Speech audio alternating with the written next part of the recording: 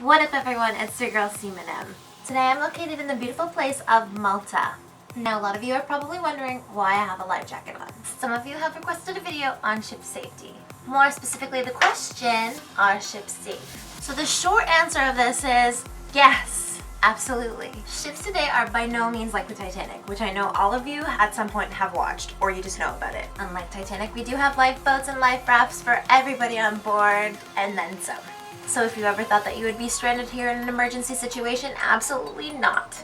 We will get you off in the most comfortable way possible. Some people look at us and they think, oh, it's just a bunch of kids trying to save my life. How's that gonna work out? Whenever a new crew member is hired, we spend at least 12 hours training specifically in a classroom situation on what to do in the event of an emergency and the emergency features of the vessel, should we ever need them. Once our training is complete, we've been tested and are completely certified, we continue to train during drills. And we have at least 2 drills per cruise, including one for you, the passengers, and one for just us so we don't bother you.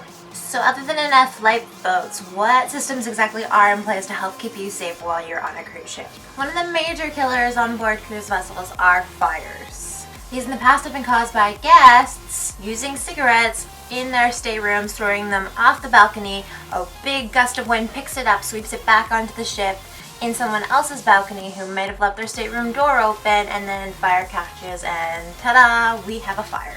So to treat fires, our ships are outfitted with high fog systems. High fog meaning much better than a sprinkler. Little tiny particles of water kind of separate and are able to get at a fire much faster than, individual bigger droplets of water coming out of the ceiling. So it's a more intensive way to kill a fire. We also have fire extinguishers on board, just about every class that we could possibly need for the types of fire that we would anticipate having. Meaning the types of extinguishers to put out material fires, liquid fires, electrical fires, or grease fires in our galleys. Fire hoses. All decks are complete with fire doors, so we can close off compartments of the ship should we need to. And teams are trained in actual firefighting. We have specific people on board that would activate if there was a fire to go and put it out.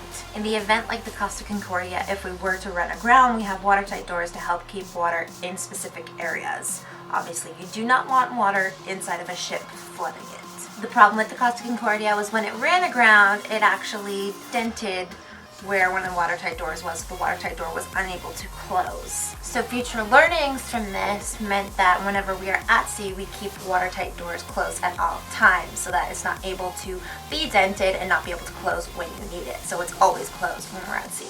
This is a lot of fun when a watertight door is in your way. Say you're in the crew bar and you really need to go pee and the watertight door is closed and the bathroom's on the other side of it. You can never open watertight doors when they are closed, as they are closed for a reason, and they are super scary. Like, you don't want to get in the way of one of those things when it's closing, because it will continue to close. It's not like an elevator door. You will lose your arm. We also have our lovely security teams taking care of us. We have security both on board and in port. So when you're joining the vessel in port, you'll have people checking your cards, making sure that you are you, sometimes asking you for an ID just to match up with your name. And then when you get back on board, we have our onboard security teams scanning you, looking into you, making sure you are who you are supposed to be. The security wanders the vessel looking for anybody who might seem a little suspicious. And if any concerning complaints are made, we do have a brig or jail on board to house said individuals until they can be disembarked from the ship.